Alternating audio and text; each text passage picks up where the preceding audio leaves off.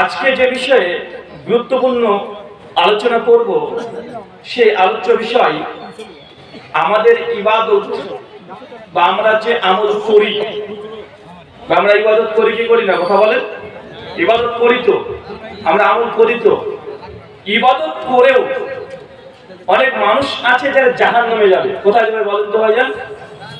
ইবাদত করছে, দেখছেন ইবাদত গুজার বান্দা, কিন্তু ইবাদত করার পরেও, আমল করার পরেও, নামাজ রোজা হজ জাকাত করার পরেও কিছু মানুষ আছে যারা জাহান্নামে যাবে। এই বিষয়ে গুরুত্বপূর্ণ আপনাদের সামনে আলোচনা করব এবং এই আলোচনাটা প্রত্যেকটা পয়েন্ট আপনাকে মুখস্থ করে বাড়িতে ফিরতে হবে। হতে পারে যে আলোচনা আমরা করব আপনি মনে করছেন আপনি নামাজ পড়ছেন, এই ব্যক্তি জান্নাতে, এমন নয়। বরং অনেক মানুষ নামাজ রোজা হজ যাকাত করছে, তারপরে জাহান্নাম যাবে, নিঃসন্দেহে যাবে। এটা আল্লাহর নবী বলে গেছেন, অতএব 100% যাবে। চলুন আমরা আলোচনার মধ্যে প্রবেশ করি। আল্লাহ সুবহানাহু ওয়া তাআলা গোটা বিশ্ব জগৎকে সৃষ্টি করেছেন। সৃষ্টি করার উদ্দেশ্য কি কেউ জানা আছে? কেন আল্লাহ সুবহানাহু ওয়া তাআলা গোটা বিশ্ব জগৎকে সৃষ্টি করলেন বলেন তো একজন? কেন সৃষ্টি করলেন? আল্লাহ সুবহানাহু ওয়া তাআলা মানুষকে কেন সৃষ্টি করেছেন? কিসের জন্য? তার ইবাদতের জন্য। আল্লাহ সুবহানাহু ওয়া তাআলা বলছেন পবিত্র কোরআন সূরা যারিয়াত সূরা নম্বর 51 আয়াত নম্বর 56, আল্লাহ বলছেন ওয়া মা খালাকতু জিন্না ওয়া ইনসা ইল্লা লিয়াবুদুন। অবশ্যই আমি মানুষ আর জিন জাতিকে সৃষ্টি করতাম না। আল্লাহ বলছে অবশ্যই মানুষ আর জিন জাতিকে আমি আল্লাহ সৃষ্টি করতাম না। ওয়া মা মা হচ্ছে নাফিস সেগার না বুধ। আল্লাহ প্রথমে বলছে মানুষকে আর জিনকে আমি আল্লাহ সৃষ্টি করতাম না। এবং কেন করেছি আল্লাহ এরপরে উত্তর দিয়ে দিয়েছে ইল্লা, শুধুমাত্র এই জন্য কালেমা হাসত তাগিদ এসেছে লিআবুদুন, তারা শুধুমাত্র কেবলমাত্র আমার ইবাদত করবে। এই জন্য আমি আল্লাহ মানুষ আর জিন জাতিকে সৃষ্টি করেছি, অন্যথায় সৃষ্টি করতাম না। চাচা, আল্লাহ আমাদেরকে সৃষ্টি করতেন না। আল্লাহ সৃষ্টি জগৎকে তিনি রচনা করতেন না। সৃষ্টি জগৎকে রচনা করার মূল উদ্দেশ্য আমরা আল্লাহ সুবহানাহু ওয়া তাআলা শুধুমাত্র ইবাদত করব। আমরা বুঝতে পারলাম যে আমাদের সৃষ্টির উদ্দেশ্য আল্লাহর ইবাদত করা। আলোচ্য বিষয় ইবাদত করে জাহান্নামে যাবে যারা, এর মধ্যে আপনি আছেন না নেই এটা আপনাকে দেখতে হবে, খুব গভীরভাবে দেখতে হবে যে ইবাদত করে আপনি আবার জাহান্নামে বা আমি আবার জাহান্নামে চলে যাচ্ছি না তো। এমন কিছু ইবাদত আছে যে ইবাদত করলে মানুষ জাহান্নামে চলে যায়। আচ্ছা, ইবাদত কাকে বলে জানা আছে? কোন জিনিসটা ইবাদত বলেন তো একজন? ইবাদত তো আরবি শব্দ। কোন শব্দ? ইবাদত কোন শব্দ? ইবাদত আরবি শব্দ না? আরবি শব্দ। বাংলাতে যদি ইবাদত বাংলা অনুবাদ করতে হয় তো ইবাদতের বাংলা মানে কি হবে? চাচা, শিখতে হবে, একটা অক্ষর হলে শিখে যেতে হবে। বয়স 50-60 পার হয়ে গেছে। আল্লাহ সুবহানাহু ওয়া তাআলা কেন সৃষ্টি করেছেন এর উদ্দেশ্য জানেন। ইবাদতের বাংলা মানে এখন পর্যন্ত যদি আপনি অবগতি না হয়, এটা আপনার জীবনের জন্য ব্যর্থতা। আমার আলোচনাতে কোনো সুর পাবেন না। কি পাবেন না? কথা বলেন। কোনো সুর পাবেন না। এই যে কথা কাটা কাটা কথা বলছি, এগুলো আমার আলোচনা। আমার আলোচনাতে কোনো ঘটনা, কোনো গল্প, হাসি তামাশা এগুলো পাবেন না। কাটা কাটা যে কথাগুলো বলছি চলে 1 ঘন্টা 1 ঘন্টা 10 মিনিট আলোচনা করব। আলোচনা শেষে কমপক্ষে 20 মিনিট আমি প্রশ্ন উত্তর করবো। রাত্রি 11টার মধ্যে আলোচনা আমার শেষ। এরপর আরো অনেক বক্তা আছে, তাদের আলোচনা আপনারা শুনবেন। আমি আপনাকে বলছি আমার আলোচনার শেষে একটা প্রশ্ন উত্তর পর্ব থাকে।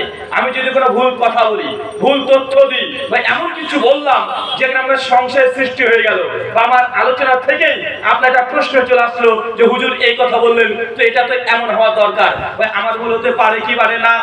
কথা বলেন। আমার ভুল হতে পারে কি পারে না? আমারও ভুল হতে পারে।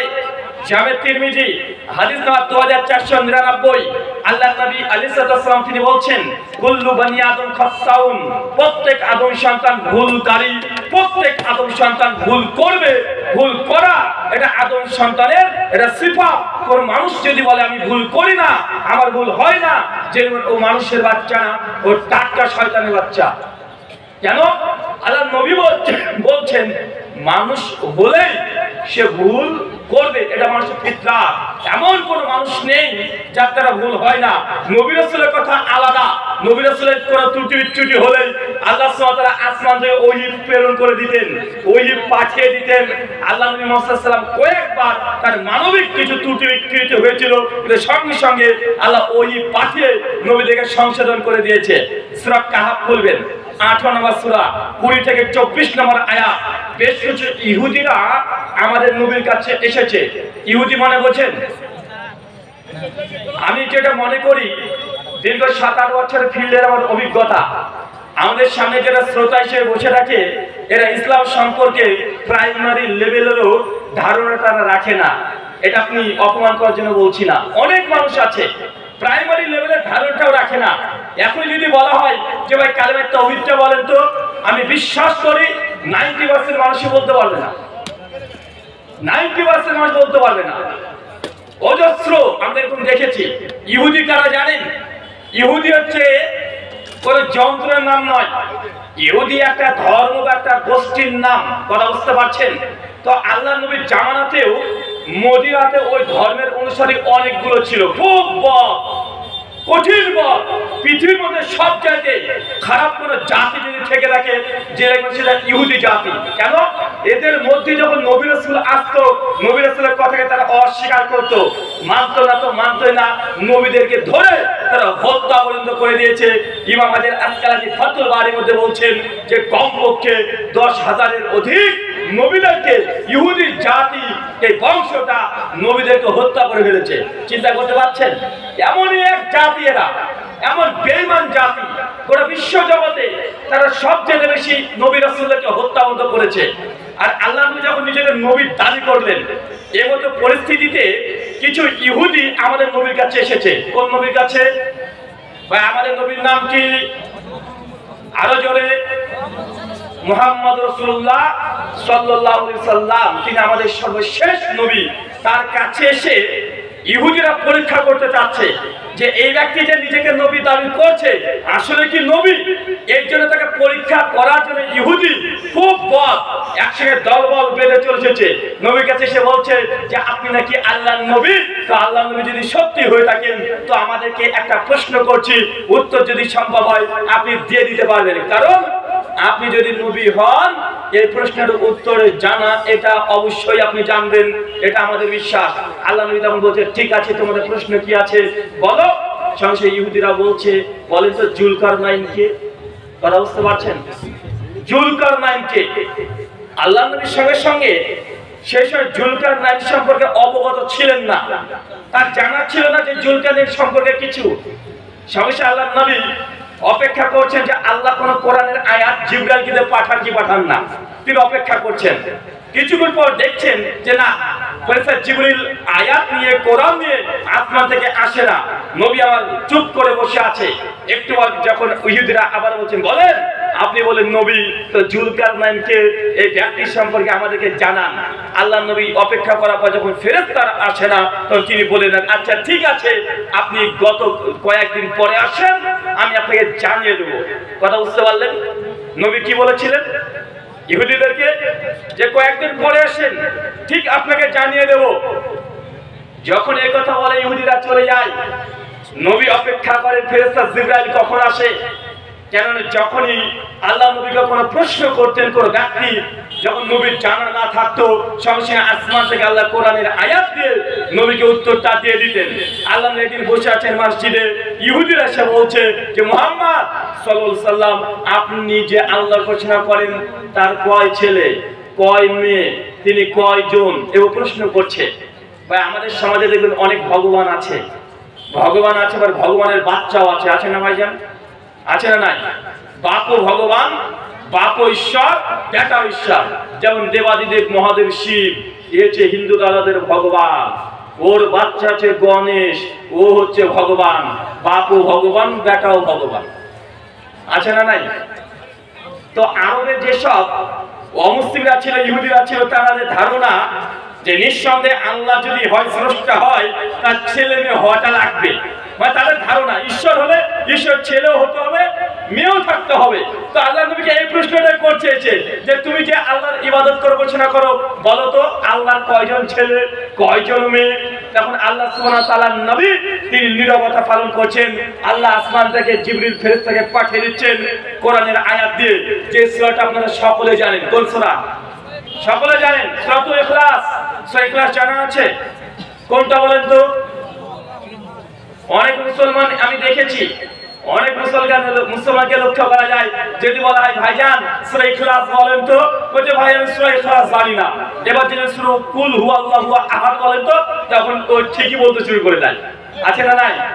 যদি বলা হয় সূরা ফিল বলেন তো, বলে ভাই সূরা ফিল জানা নাই, তো আলাম তারা বলেন বলতে শুরু করে দেয়। আছে না নাই? মানে সূরা মুখস্থ করেছেন তো সূরার নাম মুখস্থ নাই, মানে আমাদের বাঙালি মুসলিমদের এই অবস্থা। তখন কোরআন মাজিদের আয়াতগুলো অবতীর্ণ হয়ে যায়, কুল হুয়াল্লাহু আহাদ, বলো তিনি আল্লাহ এক এবং অদ্বিতীয়।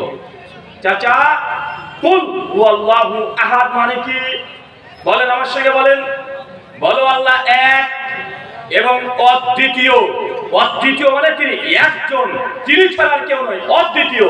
আল্লাহুস সামাদ, সেই আল্লাহ কারো মুখাপেক্ষী নন, কারো মুখাপেক্ষী নন, তিনি একাই সবকিছু করতে পারেন, কারো মুখাপেক্ষী তাকে হতে হয় না।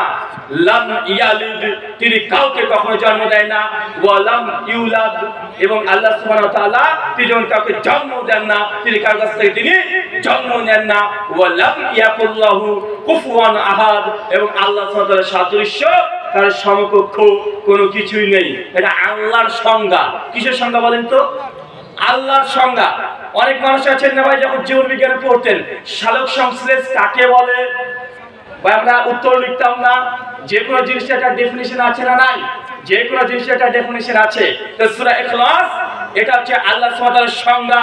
এই চারটে আয়াতে গোটা বিশ্ব জগতে যত মানুষ নিজেকে ঈশ্বর দাবি করেছে, ভগবান বলে দাবি করছে, প্রত্যেককে পরীক্ষা করেন, সবাই এসে ক্লাসে ফেল করে যাবে। করবে কি করবে না? খ্রিস্টানরা যিশু খ্রিস্টকে মনে করে ঈশ্বরের পুত্র। কিসের পুত্র ভাই বলেন তো? আল্লাহর ছেলে হয়? হ্যাঁ, খ্রিস্টানরা যে পালন করে, যে তারা মনে করে যে আল্লাহ থেকে ছেলে হয়েছে। কয় তারিখে হয়েছে? 25শে ডিসেম্বর। মুসলমানের বাচ্চা তুমি কেক খেয়েছো? কারা কারা 25শে ডিসেম্বর কেক খেয়েছেন? হাত তোলেন। 25শে ডিসেম্বর কারা কারা কেক খেয়েছেন? হাত তোলেন। আরে ভাই তোল ভাই, একজনে খান নাই? কেউ খান নাই? মুসলমান জিন্দেগিতে যদি কোনো 25শে ডিসেম্বর কেক খেয়েছেন, আজকে তওবা করতে হবে। যদি তওবা না করেন, আপনি পরখয় স্বীকার করে নিয়েছেন যে আল্লাহ সুবহানাহু ওয়া তাআলার ছেলের নাম, বেটার নাম হচ্ছে যিশু খ্রিস্ট। খ্রিস্টানরা মনে করে 25শে ডিসেম্বর এটা যিশুর জন্ম। যিশুকে তারা মনে করে ইবনুল্লাহ, সান অফ গড, তথা আল্লাহর পুত্র। ভাই আল্লাহর কোনো সন্তান হতে পারে? আল্লাহর কোনো সন্তান হতে পারে? আল্লাহ কোনো সন্তান জন্ম দেন না। আল্লাহ সুবহানাহু ওয়া তাআলার নাম হচ্ছে আল খালিক। ইংলিশ করলে হয় দ্য ক্রিয়েটর, বাংলায় সৃষ্টিকর্তা। বা সৃষ্টি করা আর জন্ম দেওয়া দুটো দুই রকমের। সৃষ্টি করা মানে যেটা ছিল না, অস্তিত্বহীন থেকে অস্তিত্বে আনাকে বলা হয় সৃষ্টি করা। কথা বুঝতে পারলেন? নন এক্সিস্টেন্স থেকে এক্সিস্ট করা, এটা নাম হচ্ছে সৃষ্টি করা। নাথিং থেকে সামথিং করার নাম হচ্ছে সৃষ্টি করা। আল্লাহ কোরআন মাজিদে বলছেন, সূরাতুল বাকারা সূরা নম্বর 2 আয়াত নাম্বার 17, বাদিউস সামাওয়াতি ওয়া মা ফিল আরদ, আমি সেই আল্লাহ আসমান এবং জমিনকে সৃষ্টি করেছি যখন এগুলো কিছুই ছিল না। আল বাদি, কিছুই ছিল না, একদম নমুনাবিহীন, একদম অস্তিত্বে ছিল না, কোনো কিছু ছিল না। ওই জায়গা থেকে আল্লাহ আসমান জমিনকে সৃষ্টি করেছি। ভাই সৃষ্টি করা, জন্ম দেওয়া পার্থক্য বুঝতে পেরেছেন? কথা বলেন। কোন মানুষ কোনো কিছু সৃষ্টি করতে পারে না? পারে? কোন মানুষ পারবে? বিজ্ঞানীরা কি এই মোবাইলটাকে সৃষ্টি করেছে? না। এই মোবাইলের যত ম্যাটার আছে, পদার্থ আছে, সব দুনিয়াতে মজুদ আছে। আছে না নাই? কোনো ম্যাটার, কোনো পদার্থ বিজ্ঞানীরা আবিষ্কার করতে পারে না। কোনো কিছু আবিষ্কার করতে পারে না, তারা ধ্বংস করতে পারবে না।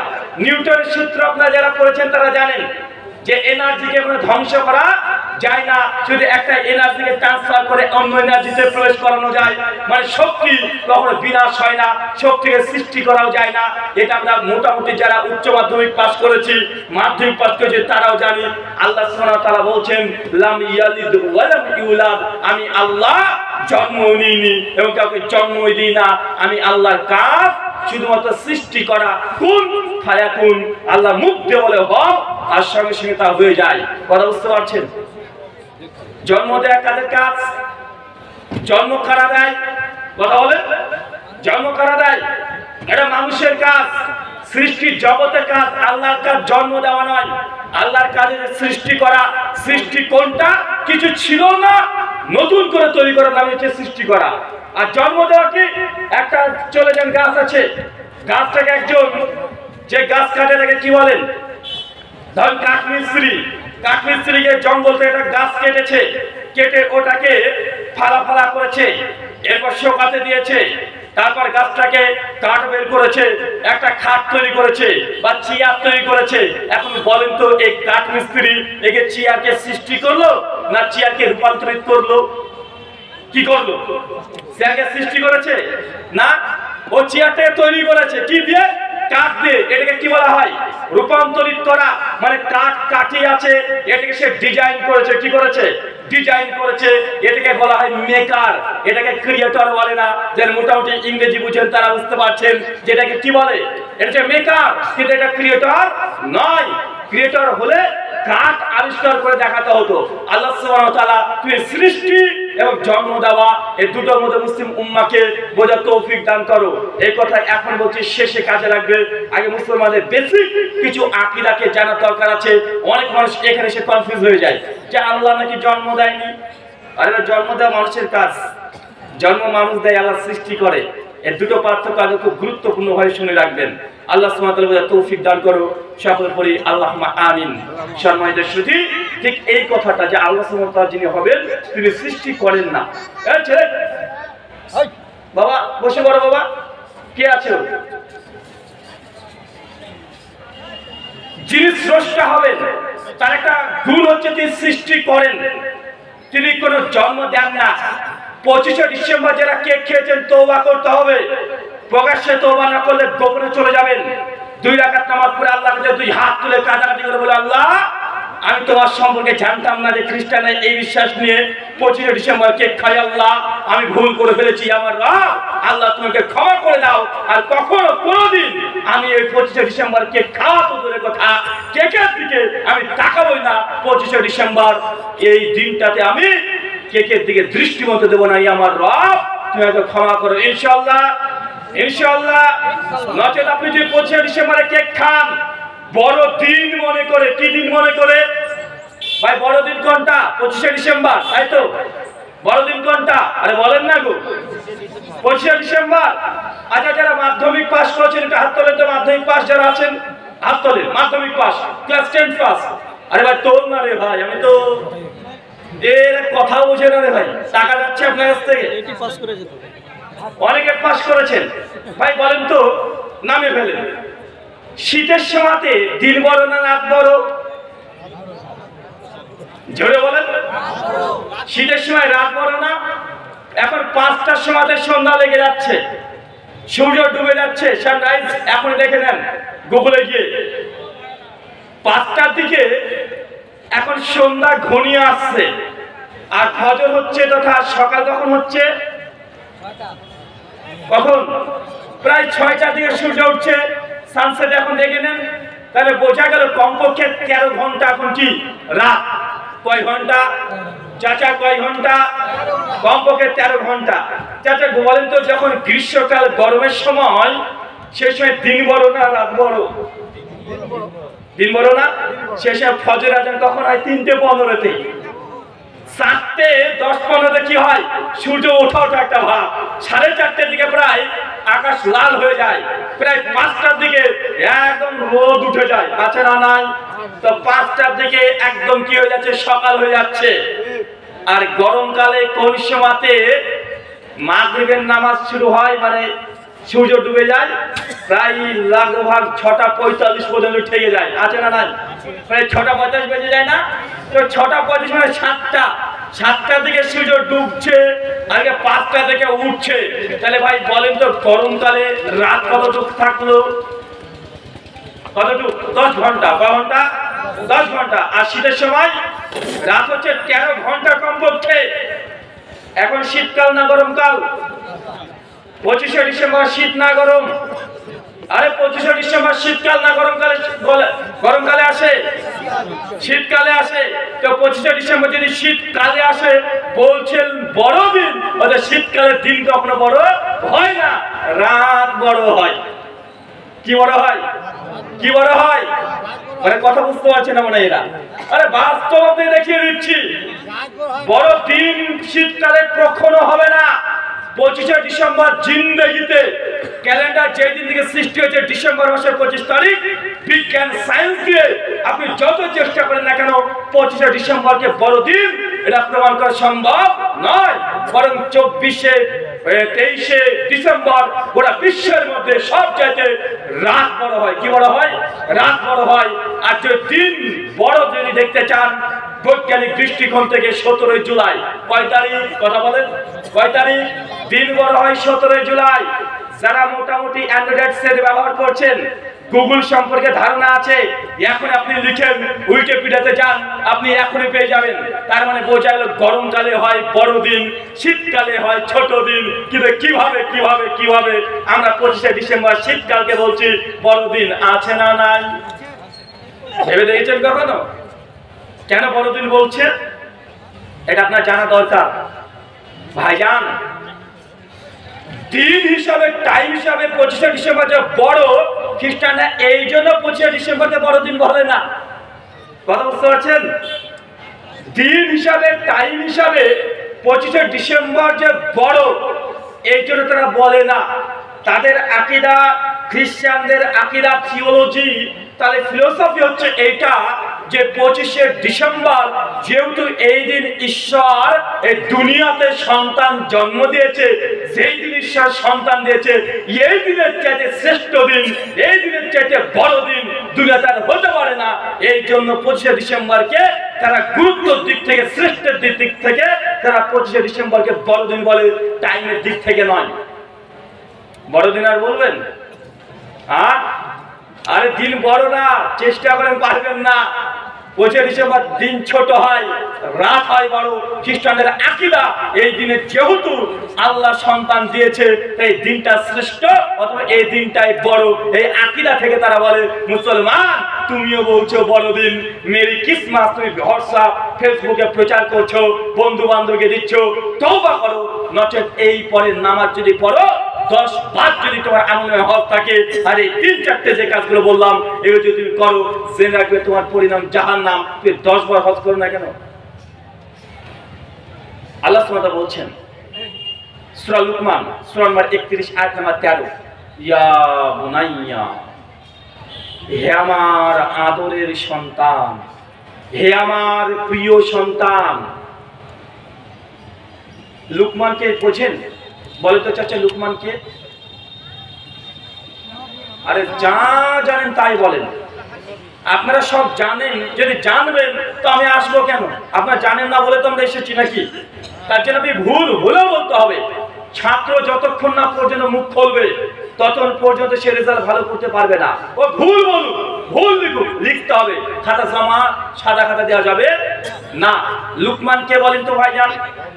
কোরআন মাজিদে চ্যাপ্টার নাম্বার 31, একটা চ্যাপ্টার আছে, মানে সূরা আছে, সূরার নাম সূরাতুল লুকমান। এই লুকমান ইনি কে, এটা নিয়ে ইসলামী ঐতিহাসিকগণ মতভেদ করেছে। কেউ বলেছে হতে পারে নবী, কেউ বলেছে না তো নেককার পরহেজগার একজন ব্যক্তি।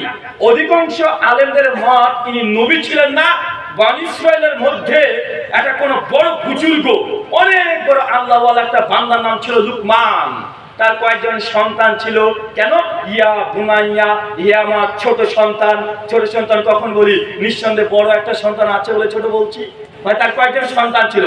তো লুকমান আলাইহিস সালাম তার সন্তানকে ডেকে বলছে, ইয়া বুনাইয়া, হে আমার আদরের প্রিয় সন্তান, লা তুশরিক বিল্লাহ, তুমি আল্লাহর সঙ্গে কোনো শিরক করো না।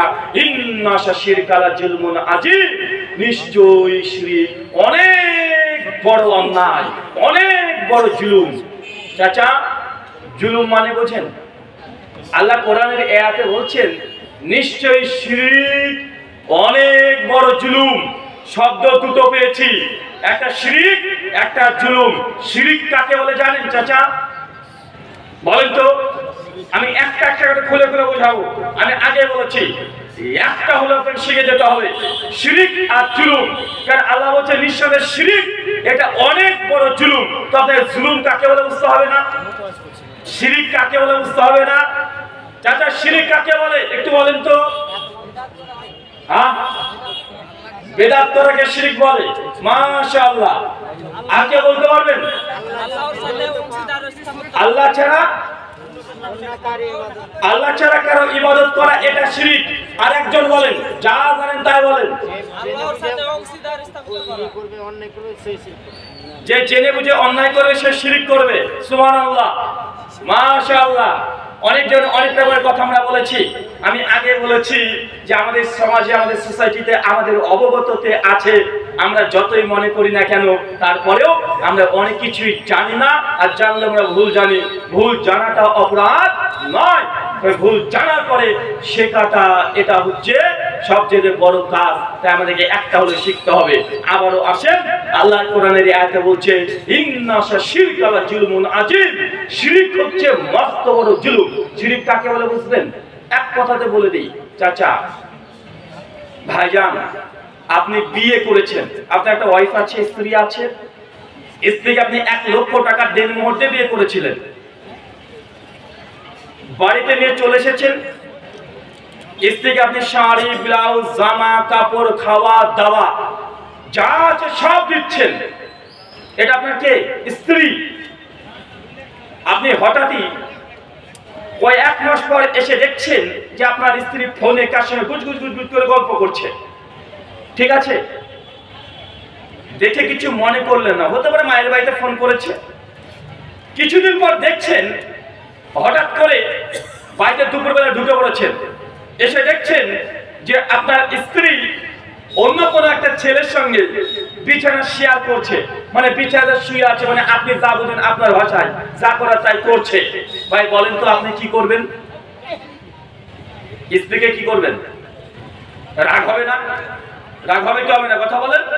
রাগ হবে তো, নিজের ডায়লগের উপরে একটা প্রভাব বিস্তার করবে তো। মানে এটা আপনি সহ্য করতে পারবেন না। কেন?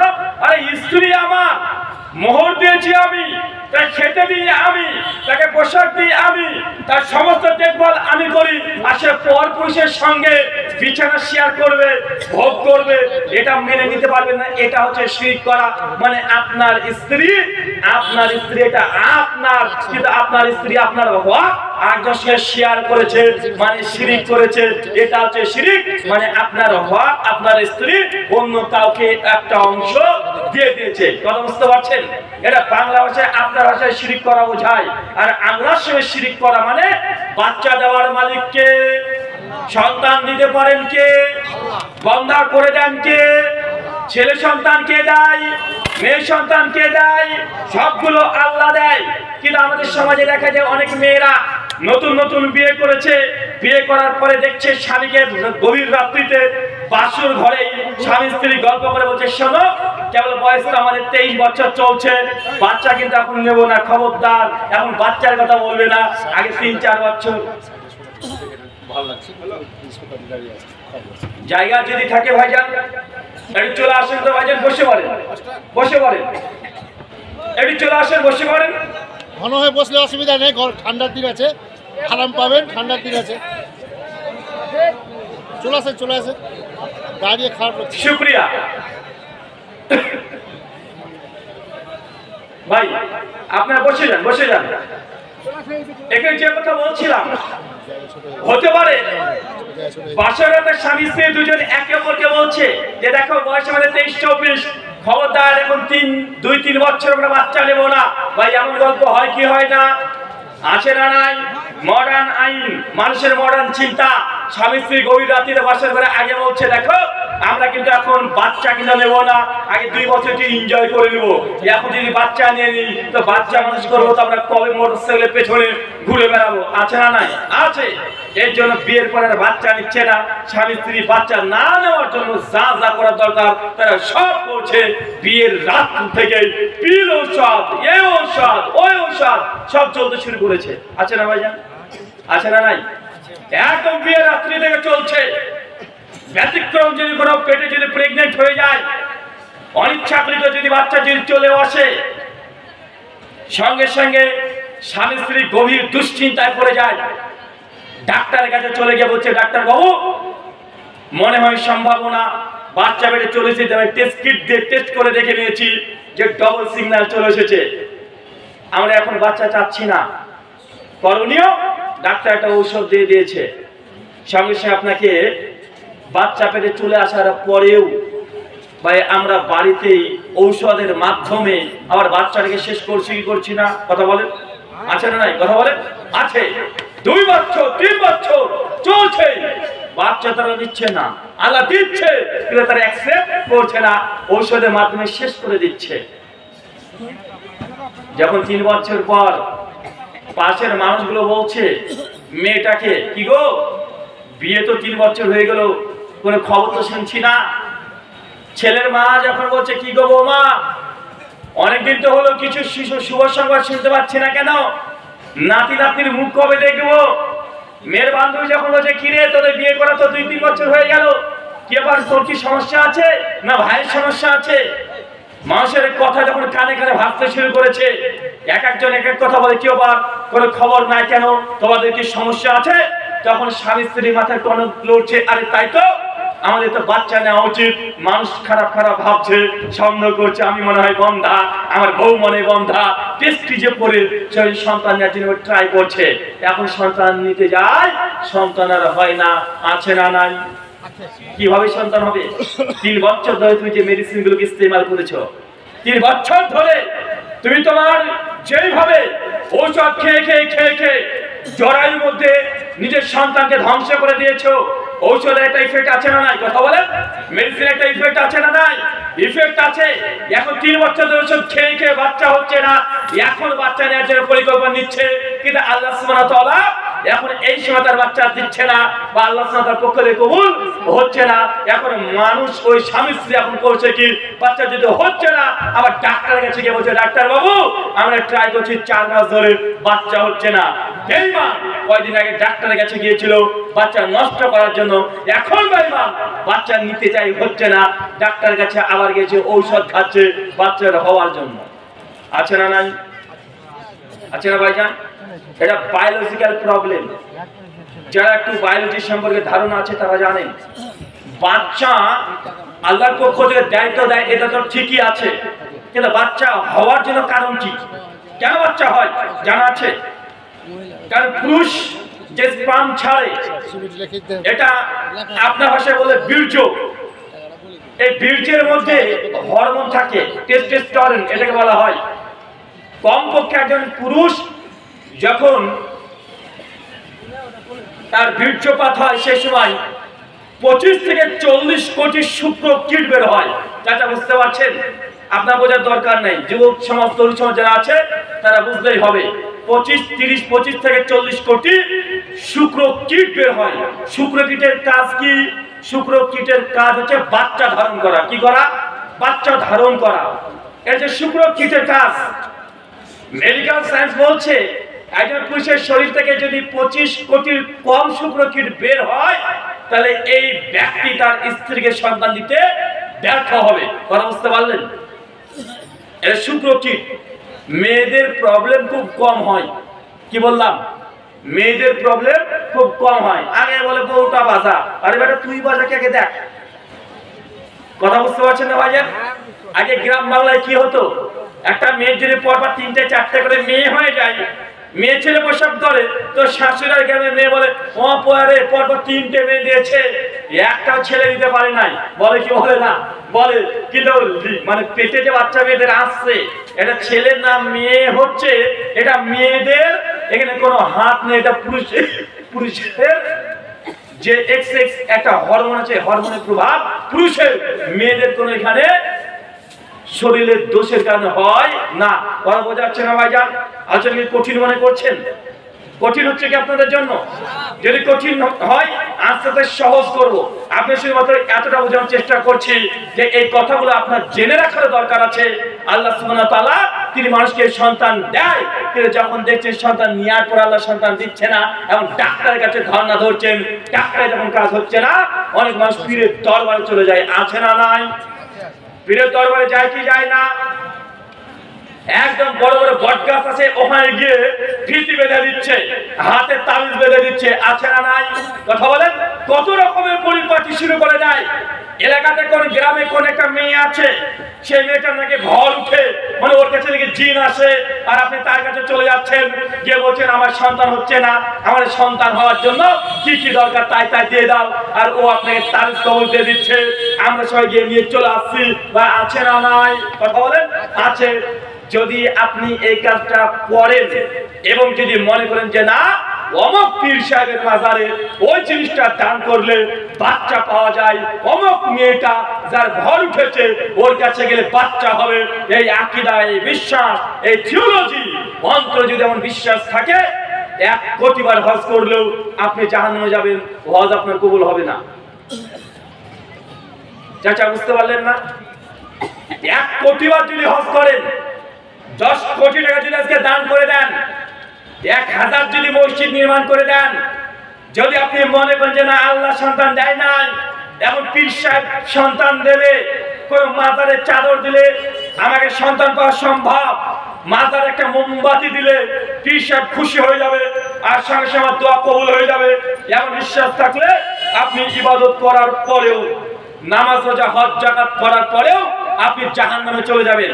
মিশকাত হাদিস নাম্বার 61, জামে তিরমিজি হাদিস নাম্বার 3540, আল্লাহর নবী বলছেন কিয়ামতের মাঠে আল্লাহ সুবহানাহু ওয়া তাআলা চলে আসবেন। কোথায়? কিয়ামতের ময়দানে। যেটা কোথায় আসবে? কথা বলেন। কিয়ামতের ময়দানে আসবেন আল্লাহ।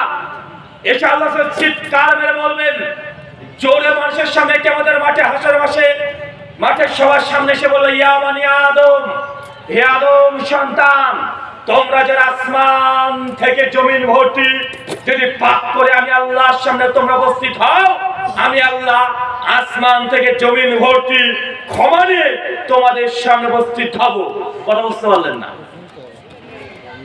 চাচা বলেন তো আল্লাহ কি করবেন? আল্লাহ নবী বলছেন কিয়ামতের মাঠে আল্লাহ সুবহানাহু ওয়া তাআলা একদম চলে আসবেন, মানুষ সবাই দাঁড়িয়ে থাকবে। আজকে যেমন আমার সামনে এত মানুষ, সেই দিন অজস্র লক্ষ কোটি, কোন হিসাব নেই, ক্যালকুলেটরে আড়বে না, সমস্ত মানুষ তারা আল্লাহর সামনে দাঁড়িয়ে থাকবে হাসরের মাঠে। আর আল্লাহ সুবহানাহু ওয়া তাআলা তিনি এসে বলে আদম সন্তান, তোমরা যারা আসমান থেকে জমিন ভর্তি যদি পাপ নিয়ে আমি আল্লাহর সামনে তোমরা উপস্থিত হও, আমি আল্লাহ আসমান থেকে জমিন ভর্তি ক্ষমা আর ক্ষমা নিয়ে বিচারের মাঠে উপস্থিত হব। আমি সমস্ত মানুষের পাপগুলোকে ক্ষমা করে জান্নাত দিয়ে দিব, তবে একটা পাপ থাকা যাবে না। তার নাম কি? তার নাম কি চাচা? শিরিক করা। কি করা? শিরক করা, শিরিক করা। এই পাপ যদি থাকে আল্লাহ ক্ষমা করবেন না। 1 কোটি বার যদি হজ করেন আল্লাহ তাও ক্ষমা করবে না। ছোট একটা শিরকের কথা বলি, যে শিরক আপনি প্রতিদিন করেন। মুসনাদ আহমদের রিওয়ায়াত, আবু হুরায়রা রাদিয়াল্লাহু আনহু বলছেন যে আল্লাহর নবী সাল্লাল্লাহু আলাইহি ওয়াসাল্লাম বলছেন যে আমার উম্মতের জন্য আমি খুব ভয় পাই। নবী ভয় পাই কাকে নিয়ে? আমাদেরকে নিয়ে ভয় পাই। ওইটা আমার উম্মতের জন্য আমি খুব ভয় পাই। একটা পাপ, একটা গুনাহ। কি গুনাহ? সেটার নাম হচ্ছে শিরকুল রিয়া। কি নাম বললাম? সবাই বলেন রিয়া। কি বলেন? রিয়া। এই পাপের নাম কি? শিরকুল রিয়া। এই রিয়া, এটাকে খুব নবী ভয় পেয়েছে। এই রিয়া মানে আপনার পাড়ার ওই মেয়েটার নাম রিয়া, ওই রিয়া না। কথা বুঝতে পারলেন না? এই রিয়া হচ্ছে গোপন শিরক। কি শিরক? গোপন শিরক। কিভাবে কাজ করে? এই শিরকটার কাজ করার বা সিস্টেম, কাজ করার ক্রিয়া হচ্ছে, ধরেন আপনি মসজিদে নামাজ পড়ছেন, মসজিদে নামাজ পড়ছেন, আর আমি যে মসজিদে একটা কোনায় গিয়ে বসে আছি, আর আপনি বুঝতে পারছেন যে রুহুল আমিন ভাই এসেছে আমাদের মসজিদে, এখন আপনি আমাকে ভালোবাসেন, আমি মসজিদের কোনায় বসে আছি, আপনি নামাজ পড়ছেন, বুঝতে পেরেছেন যে আমি এসেছি। এখন এই জন্য নামাজরত অবস্থাতেই প্রতিদিন নামাজে গিয়ে রুকুতে গিয়ে 3 বার আপনি তাসবিহ পড়েন।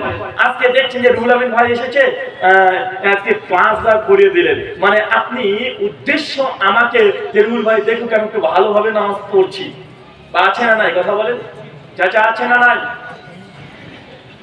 নামাজ পড়তে গেছেন মসজিদে, নামাজরত অবস্থাতে যদি মনে করেন যে না কেউ আমাকে দেখছে, এই জন্য আপনি ধীর স্থির ভাবে নামাজ পড়তে শুরু করে দিয়েছেন। 3 বার তাসবিহ জায়গায় 5 বার তাসবিহ করছেন, 5 বার জায়গায় 7 বার করছেন। মানে ন্যাচারাল স্বাভাবিকের চাইতে কোনো কিছু ভিতরে কাউকে দেখানোর উদ্দেশ্য হয়ে যাচ্ছে যে আপনি অতিরিক্ত ভালো কাজ করছেন। এই আমলটাকে বলছে শিরকুল রিয়া, এই যে গোপন শিরক মানুষের অন্তরকে পরিবর্তন করে দেয়। শয়তান এসে ভালো কাজের মধ্যেও আপনাকে শিরক করাচ্ছে। কথা বুঝতে পারছেন? এটা কি শিরকুল রিয়া? এটাও এক ধরনের শিরক। এই শিরক যুক্ত ইবাদত আল্লাহ কবুল করবেন না। প্রতিদিন 3 বার তাসবিহ পাঠ করেন, আজকে আমাকে দেখে 5 বার তাসবিহ পাঠ করলেন, অতিরিক্ত 2 বার যে তাসবিহ পাঠ করেছেন, এটা কাকে খুশি করার জন্য? আমাকে না আল্লাহকে? কাকে? বুঝতে পারলেন না? আমাকে খুশি করার। জাস্ট আমি একটা উদাহরণ দিলাম। হতে পারে শ্বশুর আছে, শ্বশুরের পাশে নামাজ পড়ছেন জুমার দিনে, একদম আল্লাহু আকবার 10 মিনিট ধরে নামাজ পড়ে চলে যাচ্ছেন। অন্যদিন মসজিদের নামাজ শেষ হতে না হতে দৌড়তে দৌড়তে মসজিদে পালিয়ে আসেন। আজকে শ্বশুর আসছে, শ্বশুরকে দেখাচ্ছেন। আছে না নাই? কথা বলেন, আছে না নাই? এই যে কোনো লৌকিকতা, ইবাদতে যদি লৌকিকতা চলে আসে, এটাকে বলে শিরকুল রিয়া। এটা আল্লাহকে সন্তুষ্ট করার জন্য হলো না, এটা হয়ে গেল ওই ব্যক্তিকে খুশি করার জন্য। এটা হচ্ছে সবচেয়ে বড় গুনাহ। মানে শিরকের মধ্যে যতগুলো শিরক আছে, এটা সবচেয়ে ছোট শিরক। কিন্তু এই শিরকের ওয়ে একজন মানুষ জেনা করেছে, যত পাপ করেছে, এটাই মূল পাপ। এই ছোট্ট একটা শিরক, এটা তার চাইতে 10 গুণ বেশি বড় অন্যায়। চাচা, মাঠে কারা কারা কাজ করেন একটু হাত তোলেন তো। মাঠে ও সবাই আপনারা কি চাকরি করেন নাকি রে ভাই? সবাই স্কুলে প্রফেসর? আরে মাঠে কাজ করে খারাপ কাজ না। নবী আদম আলাইহিস সালাম মাঠে কাজ করতেন, তিনি ক্ষেত খামারে কাজ করতেন। নবী মূসা আলাইহিস সালাম তিনি ছাগল চড়াতেন। সহিহ বুখারী 2262 নম্বর হাদিস।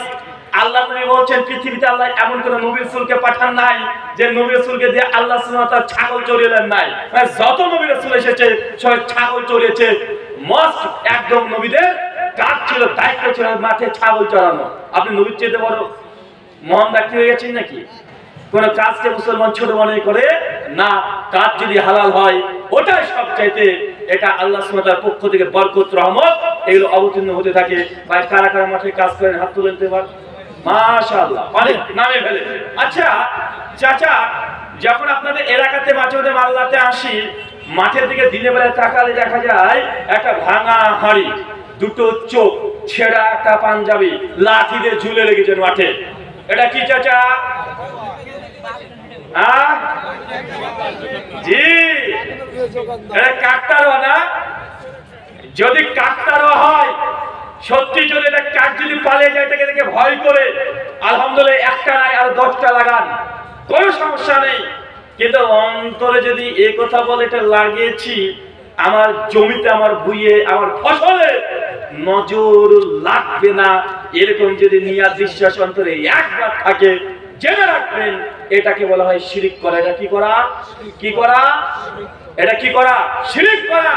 আপনি যদি মনে করেন যে না ওই ভাঙা হাড়িতেই নজরকে কাটিয়ে দিতে পারে, চিন্তা করে যে ভাঙা হাড়ির ক্ষমতা কত, ছেঁড়া পাঞ্জার ক্ষমতা কত, ওই নজর ঠেকে দিচ্ছে।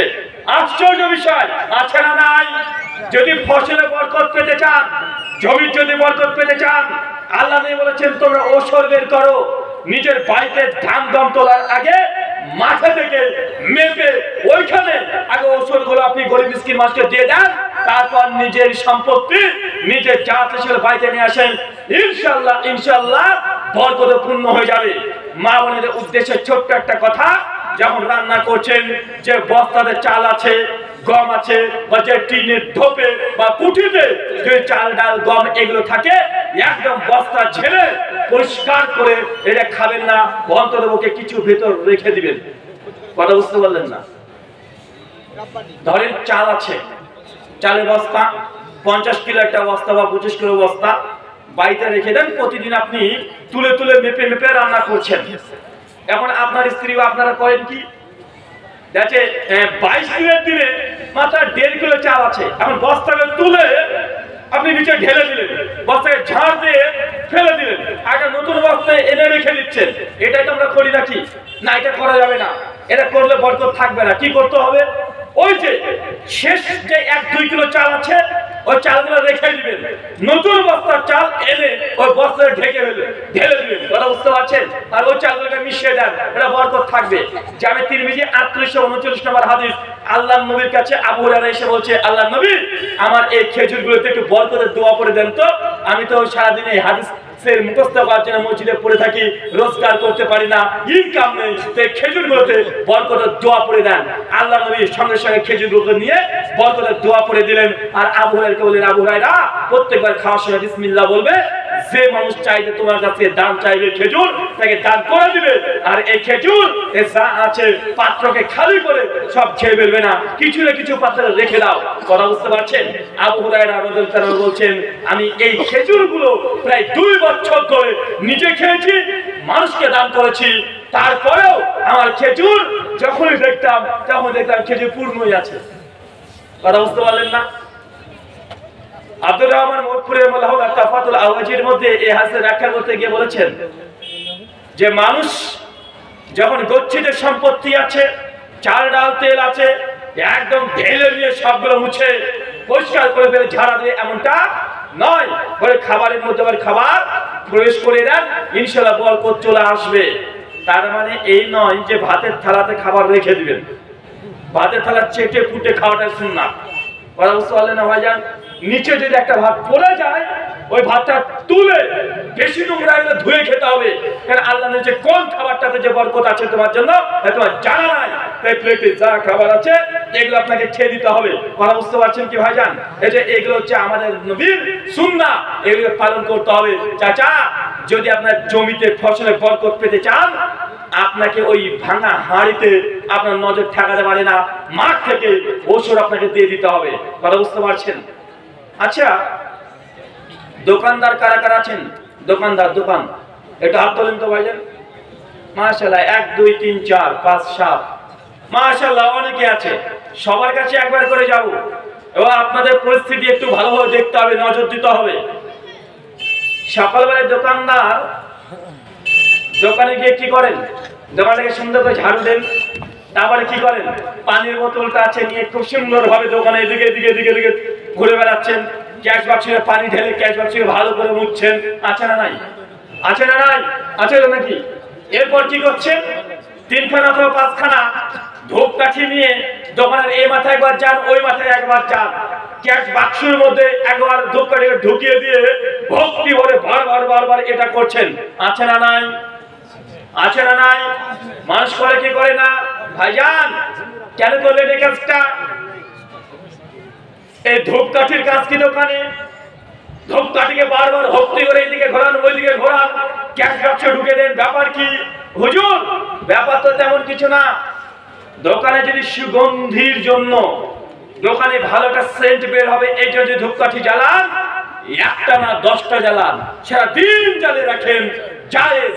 কিন্তু আপনি যদি অন্তরে একবার চিৎ করে বলে ওঠে যে আমি এই ধূপকাঠি জ্বালালাম, বেচা কিনা বেশি হবে, কাস্টমার বেশি আসবে, ইনকাম বেশি হবে, রুজি রোজগার বাড়বে, এই যদি অন্তরে একবার বলে ওঠে, জেনে রাখবেন এই ধূপকাঠি জ্বালানোটা তখন শিরক হবে। কেন? আল্লাহর একটা নাম হচ্ছে আর-রাজ্জাক। আল্লাহর নাম কি চাচা? চাচা আল্লাহর নাম কি? জোরে বলেন, আল্লাহর নাম কি? আর-রাজ্জাক। তাই কোনো মানুষের নাম যদি রাজ্জাক হয়, রাজ্জাক নামে ডাকা যাবে না, হারাম। বলতে হবে আব্দুর রাজ্জাক। কি বললাম? রাজ্জাক আল্লাহ।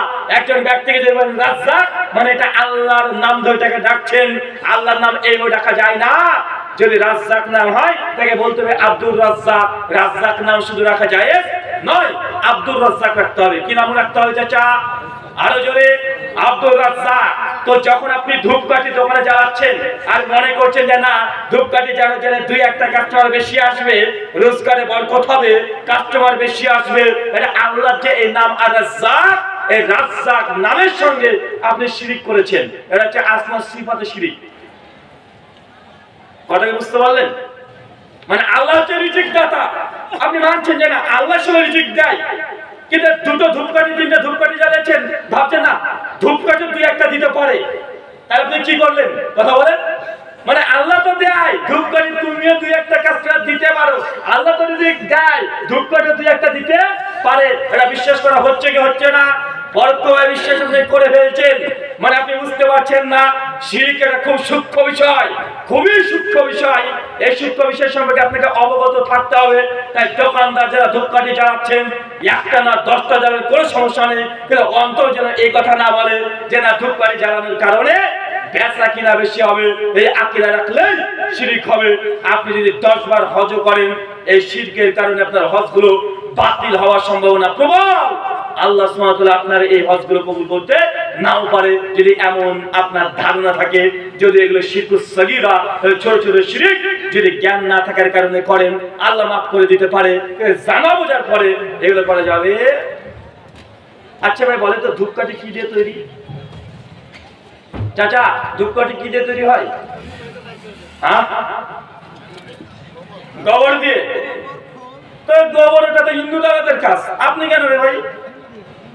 হিন্দুরা মনে করে গরুর গোটাটাই পবিত্র, ওর মুখ, ওর গু, মানে গোবর, ওর দুধ সব কিছু খাওয়া যায়, শুধু গোশ খাওয়া যায় না। আছে না নাই কথা বলেন? গরুর যে পঞ্চগর্ভ বলা হয়, ওর দুধ, ওখান থেকে উৎপন্ন হচ্ছে ঘি, ওর পোশাক, ওর গোবর সব পবিত্র। অতএব তারা এগুলোকে খাচ্ছে, পুজোর জন্য তারা দেয়, ব্যবহার করে, বিশেষ করে দুর্গা পুজোতে, সরস্বতী পুজোতে এগুলো লাগে পঞ্চগর্ভ, তাই বলে ওরা। এগুলো লাগে, মাস্ট বি, লাগবেই, করতেই পারে এগুলো। তাই একজন দেখলাম কিছুদিন আগে যে হিন্দু পণ্ডিত, উনি আলোচনা করতে করতে বলছেন, মানে আমরা মুসলমান একটা কথা বারবার বলি না যে গরুটা কি তোমার মা? তো গরু যদি তোমার মা হয়, তো মা তোমার বাপ কে? এ কথা মুসলমানরা একবার মাঝে মাঝে বলে না ভাই যান, তাই ষাঁড়টা মনে হয় বাপ হবে। মানে এমনি জাস্ট মানুষ এগুলো বলতে থাকে। একজন যে জবাব দিচ্ছে যে দেখুন আমরা গরুর মাংস এই জন্য খাই না, যেহেতু গরু আমাদের মা, আর যেহেতু গরু আমাদেরকে দুধ দেয়, আমরা দুধ পান করি। এবং হিন্দু দাদা মুসলমানকে প্রশ্ন করে বলছে আপনি কি আপনার মা দুধ খান? যে অবশ্যই খাই। ওই যে মাকে যদি আপনি দুধ খান মায়ের, তো মাকে জবাই করে খেতে পারবেন? মুসলমান তো বলছে না, এই তাই তো, ঠিকই তো, লজিক তো ঠিক আছে, যুক্তি তো ঠিকই বলেছে, আমি তো মায়ের দুধ খাই, তো মাকে কি জবাই করে মাংস খেতে পারবো? পারবেন? কেউ পারবেন? এটা কি সম্ভব? এটা অমানবিক কাজ না ভাইয়া, এটা কোনো মানুষের কাজ নয়। তো হিন্দু ছেলেটার প্রশ্ন ছিল, মুসলিম ছেলেটা অবাক হয়ে গেছে, বলছে ঠিকই তো বলেছে। তো বলছে আমরা গরুকে মা বলি, এই জন্য গরু আমি দুধ খাই, কিন্তু আমরা গোস্ত খাই না, মাংস খাই না, কারণ মায়ের মাংস খাওয়া যায় না। আমি তখন মনে মনে ভাবলাম প্রশ্নটা আমার কাছে কেন আসলো না? হিন্দু দাদারা কি শুধুমাত্র গরুর দুধ খায়, গরুর গোবর খায় না? কথা বলেন, খায় কি খায় না? গরুর প্রস্রাব খায় না? দাদা এই যদি তোমার যুক্তি হয় তাহলে tit for tat anti venom. এই যদি তোমার যুক্তি হয় তো তোমাকে এটা মেনে নিতে হবে, যার দুধ খাচ্ছ তার মাংস খাওয়া যাবে না।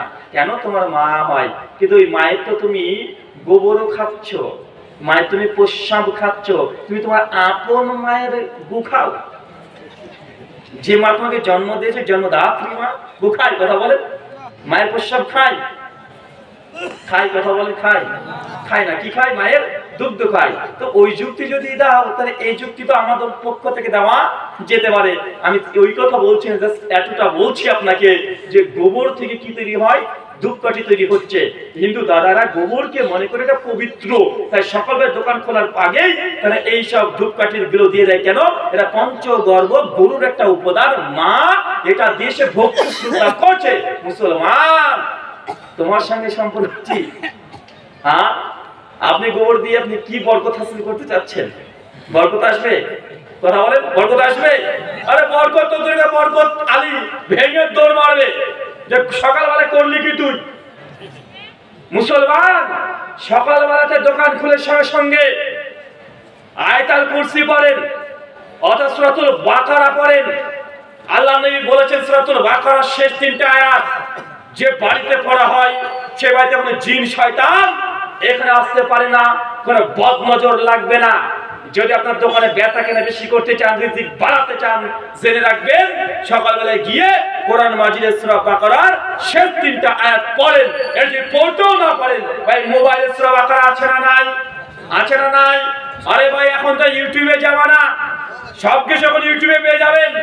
বাংলাতে লিখেন সূরা বাকারা, বাকারা লিখলেন আপনি শেষ 3টে আয়াত দিয়ে অডিওতে চালিয়ে দেন, সকালবেলায় চলবে। দোকানে বসে বসে দোয়া জিকির আজকার করবেন, ইস্তেগফার পাঠ করবেন। হুজুর দোয়া জিকির তো জানি না, দুরূদ ইব্রাহিম তো জানেন যারা আছে, নামাজে যেটা আত্তে হাতের উপর থেকে যখন পড়েন আল্লাহুম্মা সাল্লি আলা, এটা পড়ে কি পড়ে না? কথা বলেন। দুরূদ ইব্রাহিম এটাকে আপনি পড়তে শুরু করে দিবেন। যতবার পড়বেন আল্লাহ তাআলার পক্ষ থেকে বরকত আসবে, ক্ষমা আসবে, আপনার বেচাকেনা বেশি বাড়বে। এটা আপনার প্রতিদিনকার কাজ। মুসলমানের বাচ্চা দোকান যদি বরকত হাসিল করতে চান তাহলে এইগুলো আপনাকে অবধারিত অবলম্বন করতে হবে। কথা বুঝতে পারলেন না ভাইজান? আচ্ছা, অনেক মানুষ আছে আমরা বেচাকেনা করি কিন্তু বরকত হয় না, আছে না নাই? আছে না নাই? আপনি জানেন মানুষ কোটি টাকা ইনকাম করলেও আল্লাহর পক্ষ থেকে যদি বরকত না আসে নিমিষের টাকা ফুরিয়ে যাবে। কথা বুঝতে পারলেন না? রিজিক এটা আলাদা জিনিস আর বরকত এটা আলাদা জিনিস। কথা বুঝতে পারছেন? একজন ব্যক্তি 1 কোটি টাকা রোজগার করতে পারে, কি বললাম? একজন ব্যক্তি 1 কোটি টাকা রোজগার করতে পারে, মাসে লাখ লাখ টাকা ইনকাম করছে। আপনি ভাবছেন যে ওরে বাবা ও তো 10 তলা বিল্ডিং, 3টে গাড়ি আছে, বিশাল ব্যাপার, একদম কোটিপতি। আপনি রিক্সা চালক, আপনি ভাবছেন যদি ওই মতো হতে পারতাম কোনো টেনশন ছিল না। আরে ভাই আপনার চাইলে 10 তলা বিল্ডিং আর ও বড় ফকির, কারণ 10 তলা বিল্ডিং যা দেখছেন সব ব্যাংকের টাকা থেকে নেওয়া, মাসে মাসে বাড়ির সামনে এসে টাকা দেন, আছে না নাই? কথা বলেন। 10 তলা বিল্ডিং দেখছেন, যে গাড়িটা চলে ওটা ফাইন্যান্সে নেওয়া, আছে না নাই? কিস্তি ফেলে হলে মানুষ চলে আসবে বাড়িতে। মনে রাখবেন ইনকাম এটা আলাদা জিনিস, কোটি টাকা ইনকাম হতে পারে কিন্তু বরকতের সম্পূর্ণ আলাদা জিনিস। 1 টাকা আল্লাহ বরকত দিয়ে আপনার গরিবত্ব দূর করে দিতে পারে, আপনার টেনশন দূর করে দিতে পারে, আপনার যত রকম সমস্যা, মানসিক সমস্যা আল্লাহ দূর করে দিতে পারে, আপনার ডিপ্রেশন দূর করে দিতে পারে। কোটি টাকা ইনকাম করলে যে আপনি বড় লোক, আপনি ধনী এমনটা নয়। দেখবেন একজন মানুষ লাখ লাখ টাকা ইনকাম করছে, লাখ লাখ টাকা, বেচারার সামনে খাসির মাংস রেখে দেন 1 প্লেট, ভালো ভালো দামি মিষ্টি রেখে দেন, দেখবেন সামনে রেখে দিয়েছেন, ও বলে ভাইজান হ্যাঁ এই মিষ্টিটা নিয়ে যান, আমার সুগার আছে, সুগার। বা আছে না নাই? করলা নিয়ে, করলা নিয়ে সকালবেলাতে একদম ভোর 3টার দিকে বেচারা শরীর নিয়ে নড়তে পারে না, ভরি নিয়ে খালি পেয়ে হেঁটে বেড়াচ্ছে। কেন? বাঁচার তাগিদে। কেন? সুগার হয়ে গেছে। আমি বলছি না যে সুগার হওয়াটা পাপের কাজ, আল্লাহ পরীক্ষা নিতে পারে, কিন্তু আপনাকে যেটা বোঝানোর চেষ্টা করছি যে আল্লাহ সুবহানাহু ওয়া তাআলা যখন কাউকে রিজিক দিচ্ছে আর বরকত, এই দুটো আলাদা জিনিস। একজন গরিব মিসকিন মানুষ দেখবেন সন্তানের জ্বর হয়েছে, 1 টাকার ক্যালপল ট্যাবলেট খেলেও ভালো হয়ে যায়, আছে না নাই?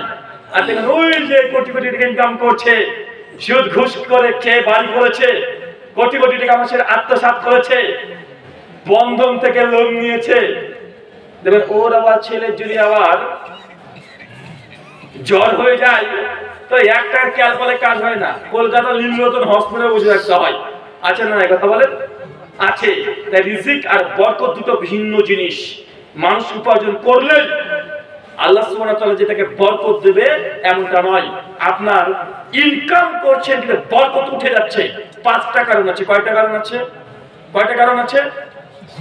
মানুষের উপার্জন করা, দোকানদার ব্যবসা করছেন, যারা স্টক মালে ব্যবসা করছেন, দোকানদার আছেন, তাদের বিশেষ করে ইনকাম করার পরেও কেন আপনার বেচা কেনাতে বরকত নেই? এর 5টা কারণ আছে। কয়টা চাচা? কয়টা? 5টা। 5টা কারণ বলবো। 5টা কারণের জন্য মানুষের রুজি রোজগার বেচা কেনাতে বরকত থাকে না। প্রথম হচ্ছে প্রতারণা। কি বললাম? প্রতারণা করা। কি ধরনের প্রতারণা? সহিহ বুখারী 2110 নম্বর হাদিস। আল্লাহ নবী মুহাম্মদ সাল্লাল্লাহু আলাইহি ওয়াসাল্লাম বলছেন, ক্রেতা এবং বিক্রেতা, দোকানদার কাস্টমার দুজনের মধ্যে যদি কোনো প্রতারণা থাকে তাহলে মাল বিক্রি হয়ে যেতে পারে, তো দোকানদার এখানে বরকত পাবে না। কিভাবে প্রতারণাগুলো হয়? রাস্তায় যখন যাচ্ছি দেখছি অনেক দোকানে বোতলে করে পেট্রোল বিক্রি করে। আছে না নাই? 1 লিটার বলে সেটা টাকা নিচ্ছে। বলেন তো বোতলে থাকে কতটুকু? 900 গ্রাম। দাম নিয়েছে কত? 1 লিটারের দাম নিয়েছে না ভাইজান? 1 লিটার নিচ্ছে 1 লিটারে, কিন্তু মাল আছে কত? 900। এরা ক্রেতা বিক্রেতার সঙ্গে এখানে প্রতারণা করছে কি করছে না? প্রতারণা করছে। 100 গ্রাম তেল এখানে অতিরিক্ত সে মেরে দিয়েছে। এ যদি লাখ লাখ লিটার যদি পেট্রোল বিক্রি করে, এর ইনকামে বরকত থাকবে না। আল্লাহ নবী বলছেন, ক্রেতা বিক্রেতার মধ্যে যদি কোনো লেনদেন হয়, যে দোকানদার কোন রকম যদি প্রতারণা কাস্টমারের সঙ্গে করে, এর বিক্রি হবে কিন্তু বরকত থাকবে না। ফলালা অনেকগুলো ফল সাজিয়ে রেখেছেন, একদম উপরে হলুদ বাল এমন ভাবে চালিয়ে রেখেছে মনে হচ্ছে আম গাছের থেকে এখনই আমটা রেখেছে, অথচ 10 দিন আগেকার আম। আচ্ছা না না কথা বলেন? একদম মানে যখন যেখানে যা দরকার, সবজি মার্কেট, আমের বাজার যা আছে, ফলমূল লাইট দিয়ে ঝকঝকে করে চকচকে করে রেখে দিয়েছে। পানি মারছে রীতিমতো। বলছে দাদা ফলটাকে একদম তাজা নাকি? রে এখনই কিনে নিয়ে আসলাম, এখনই গাছ থেকে পেরে নিয়ে এসেছি, অথচ 10 দিনকার আগেকার ফ্রিজে রেখে দিয়েছে। আছে না নাই? আছে। আল্লাহ নবী বলছেন, ক্রেতা বিক্রেতার মধ্যে যদি কোনো প্রতারণা থাকে, এই ব্যক্তি কোটি টাকা ইনকাম করুক না কেন, এর রুজি রোজগারে আল্লাহর পক্ষ থেকে বরকত থাকবে না। এবং আপনার যে যা ব্যবসা করেন, কোন রকমের প্রতারণা থাকলে জানবেন বেচা কিনা করবেন, বরকত থাকবে না। বরকত আল্লাহ সুবহানাহু ওয়া তাআলা উঠিয়ে নেয়। কি করেন? উঠিয়ে নেয়। 2 নাম্বার কসম করা। কি বললাম? কসম করা বুঝেন? মিথ্যা কসম করে মাল বিক্রি করতে গিয়ে। কি বললাম? মিথ্যা কসম করা। একজন মাল কিনতে এসেছে, বলছে ভাই শাড়ির দাম কত? ভাই 510 টাকা। তো ভাই 450 টাকাতে হবে? আল্লাহর কসম ভাই আমি এটা 500 টাকা দিয়ে কিনেছি, ভাই 10 টাকা লাভ দেন। আল্লাহর কসম করে কাটছে, কসম করছে, যে কোনো কসম কাটছে। মাল বিক্রি করার জন্য কসম কাটছে কি কাটছে না? কথা বলেন। অথচ ওরা মিথ্যা কসম। আল্লাহ নবী বলছেন, মিশকাত হাদিস 2799, আবু হুরায়রা বলছেন যে অধিক পরিমাণে কোন ক্রয় বিক্রয়ের সময় যদি কসম কাটে, আল্লাহ সুবহানাহু ওয়া তাআলা তার রিজিক থেকে বরকত তুলে নেয়। তাই বেচা কেনার জন্য এখানে অধিক পরিমাণে কসম কাটবেন, মাল বিক্রি করার জন্য বারবার কসম কাটবেন। ইসলাম এটা আপনাকে অনুমোদন দেয় না। বলেন আপনি বিক্রেতার সঙ্গে আপনি দাম বলে দেবেন, ভাইজান এত টাকা দাম, আমার এটা ছাড়া দিতে পারবো না, আপনি চাইলে নিতে পারেন, অন্যথায় নিতে নাও পারেন। এটা আপনি স্পষ্ট করে দেবেন। অতিরিক্ত কসম কাটলে আপনার কি হবে? কথা বলেন কি হবে? বরকত থাকবে না। বেচা কেনা লাখ লাখ টাকা হতে পারে, 1 লাখ টাকা যদি দিনে বিক্রি হয়, 5 লাখ টাকা দেবেন মহাজন আপনার কাছে পায়, এমন ঘটে থাকবে। দিন রাত বেচা কেনা করছেন, 2 হাত সারাদিন টাকা গুনছেন, সন্ধ্যাবেলায় এসে দেখে মালিক 1 সপ্তাহ পরে সব হাজির হয়ে গেছে যে ভাই টাকা দেন টাকা দেন, নিজের কোনো টাকাই নাই, সব দিয়ে দিতে হচ্ছে। আছে না নাই? এগুলো কারণ আছে। 3 নম্বর কারণ কৃপণতা। কি বললাম? কি বললাম? কথা বলেন। কৃপণতা করা। কৃপণতা কেমন? সকালবেলায় দোকানটা খুলেছেন, আরে মিসকিন ফকির গিয়ে বলছেন যে ভাইজান কিছু দেন, আর আপনি যা সকালবেলায় শাহিদ হয় না, তুই এসে দাঁড়িয়ে পড়েছিস। মুসলমানের বাচ্চা শাহিদ আবার কি? শাহিদ এটা আবার কি রে ভাই? এটা আবার কি? আরে সকাল হোক আর বিকাল হোক, মুসলমান শাহিদ বলে কিছু নাই। যখনই ফকির মিসকিন আসবে, আপনার সামর্থ্য যা আছে 1 টাকা হলে 1 টাকা দান করে দেন। কথা বুঝতে পারছেন? আল্লাহর রাস্তাতে দান যদি কেউ না করে, কেউ যদি আল্লাহর রাস্তায় যদি চায়, আর আপনি যদি কৃপণতা করে না দেন, আপনি লাখ লাখ টাকা ইনকাম করতে পারেন, আপনার রিজিক আল্লাহ সুবহানাহু ওয়া তাআলা বরকত দিবে না, ইনকাম হবে, বরকত আসবে না। আর 4 নম্বর কারণ তাকদীর। কি বললাম? যা বেচা কেনা হয়েছে, যা করেছেন, একটা মাল বিক্রি করেছেন, যে টেনশনে বলে আজকে বেচা কেনা ভালো হলো না, এই যে নারাজ, আজকে সারাদিন দোকানে বসেছিলাম বেচা কেনা ভালো হয়নি, অখুশি, নারাজ, এটা তাকদীরকে অস্বীকার করে দেওয়া হয়। আল্লাহ নবী বলছেন যে বেচা কেনা করার পর যদি সন্তুষ্ট না হয়, তাহলে আল্লাহ সুবহানাহু ওয়া তাআলা তার এই আমল থেকে, তার এই রিজগার থেকে বরকত তুলে নেন। যা বিক্রি করেছেন দিন শেষে বলতে হবে আলহামদুলিল্লাহ, আল্লাহ তুমি যা দিয়েছো আমি এতে খুশি। এই কথা যদি জবান থেকে বের হয়, অন্তর থেকে বের হয়, অল্প ইনকামে ইনশাআল্লাহ ইনশাআল্লাহ আল্লাহর পক্ষ থেকে বরকত আসবে। কথা বুঝতে পারছেন চাচা? মানে 1 টাকা যদি আপনি লাভ করতে পারেন, তারপরে কি বলবেন? কথা বলেন আলহামদুলিল্লাহ। এটা আল্লাহর প্রশংসা করতে হবে, শুকরিয়া আদায় করতে হবে, তাহলে আপনার রিজিকে আপনার বরকত আসবে। কিন্তু আপনি যদি আল্লাহ সুবহানাহু ওয়া তাআলার তাকদীর যে রিজিক দিয়ে দিয়েছে যদি অসন্তুষ্ট প্রকাশ করেন, জেনে রাখবেন আপনার টাকা লাখ লাখ ইনকাম করতে পারেন, বরকত থাকবে না। ইনকাম হবে, মানুষ আপনার কাছে পাবে। ইনকাম তো হচ্ছে মানুষ দুয়ারে আপনার কাছে এসে বলবে যে ভাই আমার টাকা দিন। ভাই এমন মানুষকে দেখা যায় না? ভাই পৃথিবীতে কোনো মানুষকে দেখেছেন যে সে মানে দান করতে করতে করতে করতে ফকির হয়ে গেছে? দেখেছেন?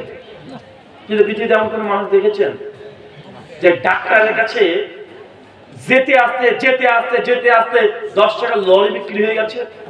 দেখেছেন না ভাই? এটা হচ্ছে আল্লাহর পক্ষ থেকে বরকত। এটা কি বরকত? জামে তিরমিজি 2519 নম্বর হাদিস আল্লাহ নবী বলছেন 5টা জিনিসের পূর্বে 5টা জিনিসকে তোমরা মূল্যায়ন করো। অসুস্থতার পূর্বে সুস্থতাকে তোমরা মূল্যায়ন করো। আপনি সুস্থ আছেন মানে এটা আল্লাহর পক্ষ থেকে বরকত আসছে আপনার রিজকারে। ওই ব্যক্তি অসুস্থ মানে ওর উপার্জিত টাকা পয়সা ডাক্তারের কাছে চলে যাচ্ছে, ঔষধ খেতে চলে যাচ্ছে। টাকা ইনকাম করে কি লাভ যদি ঔষধ খেতে হয়? কথাকে বুঝতে পারলেন? এই সুস্থতাটা কি? আপনি যখন ভালো আছেন, আপনি যখন হসপিটালে নেই, ওই লোকটাকে প্রতিদিন 100 টাকা করে ঔষধ খেতে হয়, আপনার যে ঔষধ লাগে না, ভাই এটা বরকত না আপনার জন্য? কথা বলেন। আজকে যদি ওই লোকের রোগটা অসুখটা যদি আপনার চলে আসে, আপনাকে প্রতিদিন 100 টাকা করে ঔষধ লাগবে, আপনিও প্রতিদিন ইনকাম করবেন আর প্রতিদিন 100 টাকা ঔষধ খেয়ে নেবেন, রোজগার করবেন কত? ঔষধের পিছনে দিতে দিতে শেষ হয়ে যাবেন, হসপিটাল দিতে দিতে শেষ হয়ে যাবেন। এটা হচ্ছে রুজি আর এটা হচ্ছে বরকত। আল্লাহ সুবহানাহু ওয়া তাআলা তুমি মুসলিম উম্মাহকে জি আমরা পারি না যে